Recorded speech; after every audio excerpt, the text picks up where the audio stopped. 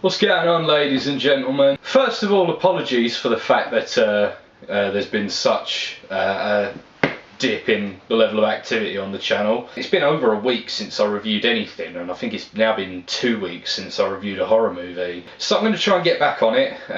My only excuse is that I've got a busy life right now. Anyway, today's review is a bit of a favourite amongst horror fans, and it is The Return of the Living Dead from 1985. So of course the movie was directed, and the screenplay was also written by the legendary Dan O'Bannon, and it stars Clu Gulager, James Karen and Don Calfa. So essentially the movie tells the story of a medical supplies warehouse run by Bert. His employee Frank is running things for the night. He's showing the new trainee Freddie how everything works. Gets on to the point of telling him the story that in this film's world originated Night of the Living Dead. He explains that due to a government fuck up, the bodies from said event are still locked in the basement of the medical supplies warehouse. They go down to the basement and are having a bit of a horse around, and they accidentally release the chemical trioxin from the tanks. This turns out to be a very, very silly thing to do. A bunch of cadavers that are still remaining in the building come back to life, and they have to call in Bert to try and solve the problem. They manage to smash up one of the cadavers but can't kill it, so they call on Ernie, Bert's good friend who owns the morgue just across the road, to use his incinerator crematorium oven to try and burn the body. This does more harm than good, however, as the smoke that billows out of the chimney of the building is caught up in a torrential rain outside, the rain landing in a graveyard. The trioxin causes the bodies in the graveyard to rise in various states of decay and begin hunting out brains. Freddy's gang of punk friends are hanging out in the graveyard waiting for him to finish work so they can start partying, and they become involved in this awful ordeal. I've got to say, with The Return of the Living Dead, as much as pretty much everyone loves this film, it's always been a bit of a mood piece for me. I tend to find that it's a film I'm either in the mood for or I'm not, Return of the Living Dead. My favourite kind of horror subgenre is zombie. And as much as I do love zombie movies, it exists on a different kind of platform to the zombie movies that are my favourites. You know, my favourites are kind of the Romero zombie movies, and the movies kind of specifically inspired by them. And although this one is also in ways inspired by the Romero movies, it does do its own thing to a large extent. One of the things it does, and this is the first film to do this, is to make the zombies eat brains rather than just general flesh. And that's one of the major kind of dividing points with the movie and other zombie movies. There's also the fact that these zombies, it's the different kinds of zombies in the movie. You know, in most zombie movies you get, you know, just sort of grey people limping about and stuff, whereas these zombies are more intelligent generally than your average zombie. They generally run, although it varies from zombie to zombie, and they can talk.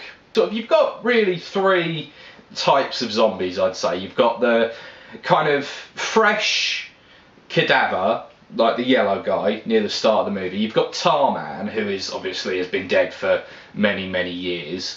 And then you've got the graveyard zombie. And I've got to say, as a result of this is the thing that sometimes turns me off of Return of the Living Dead a little bit, is just how confused it is at times about what it wants to be. Although, I have to say, there have been plenty of times where I've seen Return of the Living Dead and I just think that it does it with ease. I think it's a me thing rather than a movie thing.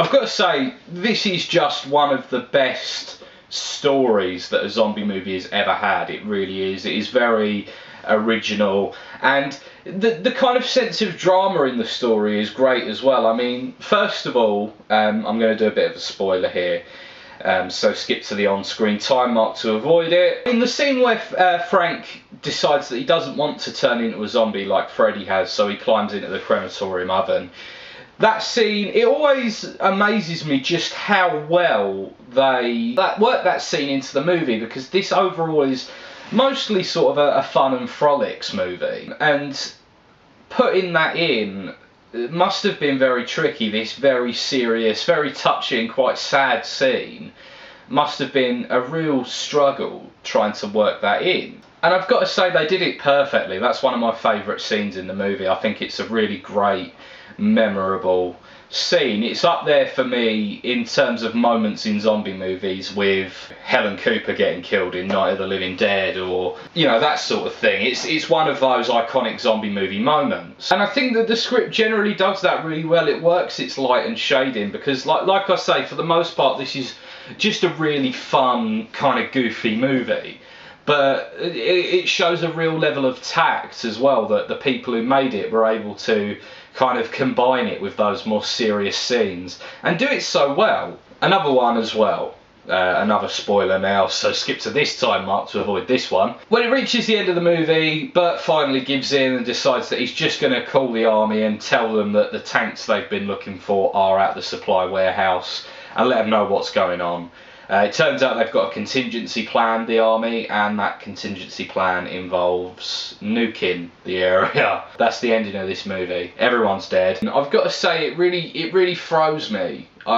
Especially the first time I saw it, I remember just thinking it was a really odd way to end this mostly kind of goofy and fun and upbeat movie, was to end it with everyone dying, you know, off screen, but everyone dying nonetheless. But again, like I say, sometimes the ending really works for me, and I think it shows, I guess, the intelligence of the writing and such, that they were able to pull off an ending like that in a movie that for the most part is just kind of fun. In terms of the special effects, they really are a mixed bag, I've got to say.